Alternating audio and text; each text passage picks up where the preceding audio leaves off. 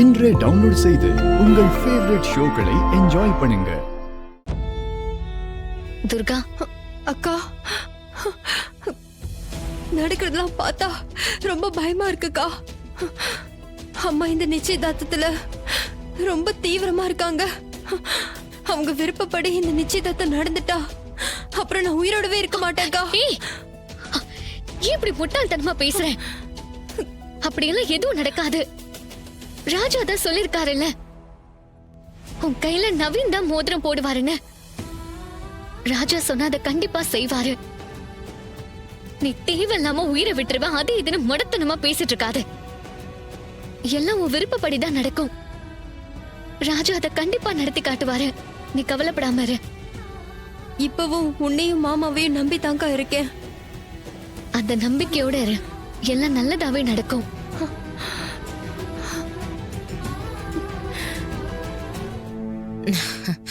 ரேவதி வாமா உட்காரு. மைதிலி அத்தை, ரேவதிக்கு ஏதாவது குடிக்க எடுத்துட்டு வா. இல்ல இல்ல, அதெல்லாம் எதுவும் வேண்டாம். உங்களை பார்த்து ஒரு விஷயம் சொல்லிட்டு போலாம் தான் வந்தேன். என்ன விஷயமா? நாளைக்கு என் தங்கச்சி துர்காக்கு நிச்சயதார்த்தம் நடக்க போகுது. அதுக்கு அவசியம் நீங்க வரணும்.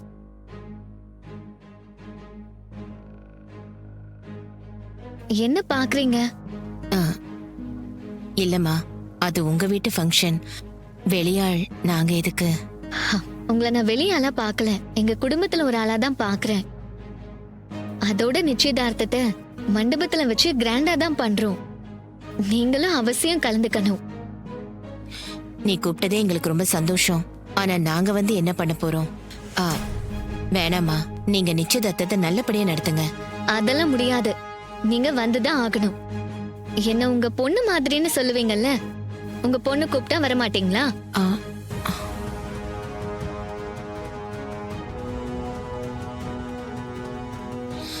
சரிம்மா, கண்டிப்பா நாங்க வரோம். ரொம்ப சந்தோஷமா. இன்னைக்கு என் வீட்டுக்காரருக்கு பிறந்த நாள். அதான் வீட்ல கேக் வெட்டி கொண்டாடிட்டு கோயிலுக்கு போயிட்டு வரோம்.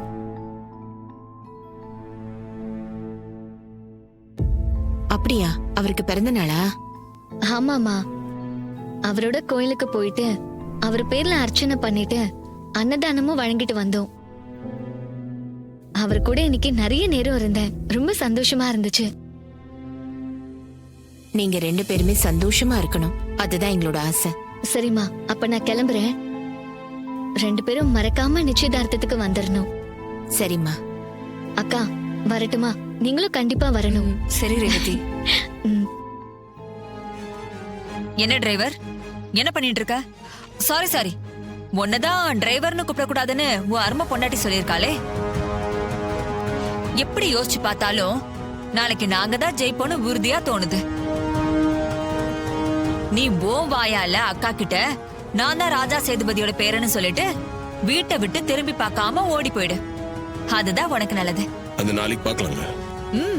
பார்க்கலாம். ஜெயிக்க போறது நீயா இல்ல நானான்னு.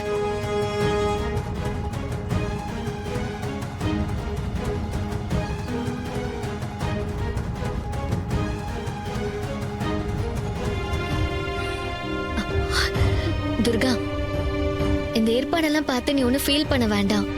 இன்னைக்கு உன் கையில மோதிரம் போட போறது நவீன் தான். அவர் கையில மோதிரம் போட போறது நீதான். ஏய், இங்க பாரு, கவலைப்படாம இரு. மாப்பிள்ளை ஏற்பாடெல்லாம் ரொம்ப கிராண்டா பண்ணிருக்காருல்ல. என்ன மாமா, அத்த சொல்லி எப்படி செய்யாம இருக்க முடியும்? உள்ளேயும் போய் பாருங்க, டெக்கரேஷன்லாம் பிரம்மாண்டமா பண்ணி வச்சிருக்கோம். சரி வாங்க உள்ள போலாம். அக்கா, எனக்கு ஒரு போன் வருது, நான் பேசிட்டு வந்தேன். சரி பேசிட்டு வாங்க. வணக்கம் சம்பந்தியம்மா. வாங்க. வணக்கம் சம்பந்தி. முன்னாடியே வந்துட்டீங்களா? இல்ல சம்பந்தியம்மா, இப்பதான் வந்தோம். கொஞ்ச நேரம் தான் ஆச்சு. ஓ சரி, நான் உங்களுக்கு இங்கேயே ரூம் அரேஞ்ச் பண்ணிருக்கேன்.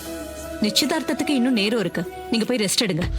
சம்பந்தியம்மா, அதுக்கு முன்னால உங்ககிட்ட கொஞ்சம் தனியா பேசணும். சரி வாங்க, இந்தாங்க. வாங்க போலாம். வாங்க. அக்கா, என்னக்கா இது? ஒண்ணும் இல்லடி, பயப்படாத.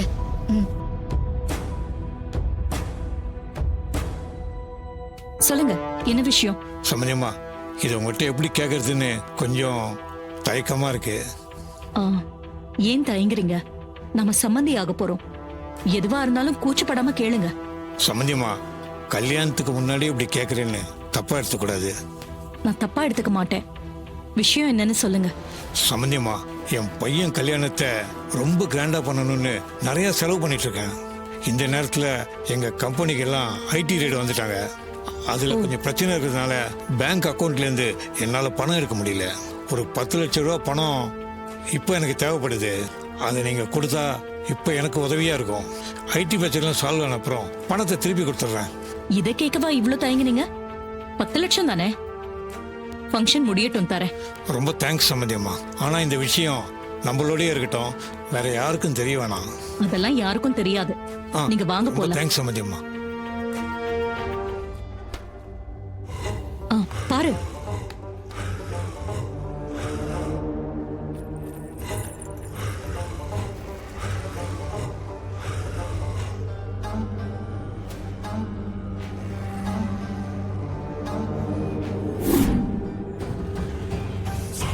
எப்படி இருக்கு துர்கா? உனக்கு பிடிச்சிருக்கா?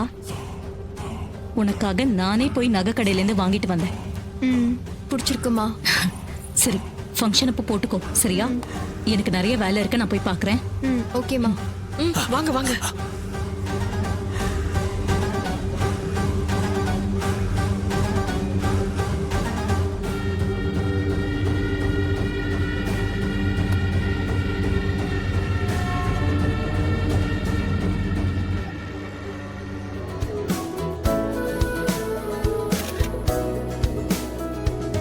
Excuse me. சொல்லுங்க மேடம். இன்னைக்கு என்கேஜ்மெண்ட் நடக்க போற பொண்ணோட சிஸ்டர். சரிங்க மேடம். எனக்கு நான் சொல்ற மாதிரி கொஞ்சம் போட்டோஸ் எடுத்து கொடுக்க முடியுமா? எடுத்துறேன் மேடம்.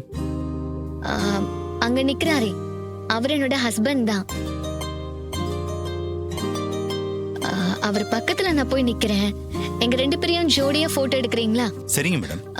அப்புறம் அவருக்கு நீங்க போட்டோ எடுக்கிறது தெரியக்கூடாது. Okay madam. சரி, வாங்க போலாம். இங்கே இருங்க, இங்கே நின்று எடுங்க.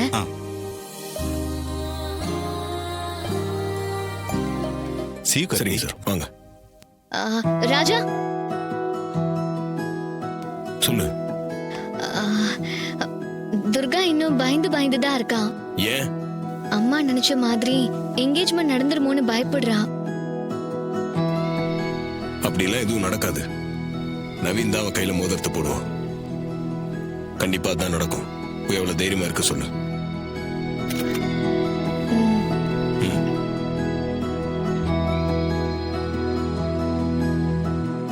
போட்டோஸ் எல்லாம் நீங்க எடுத்துட்டீங்களா? எடுத்துக்க மேடம். நல்லா வந்து காட்டுங்க. மேடம், இந்த பாருங்க.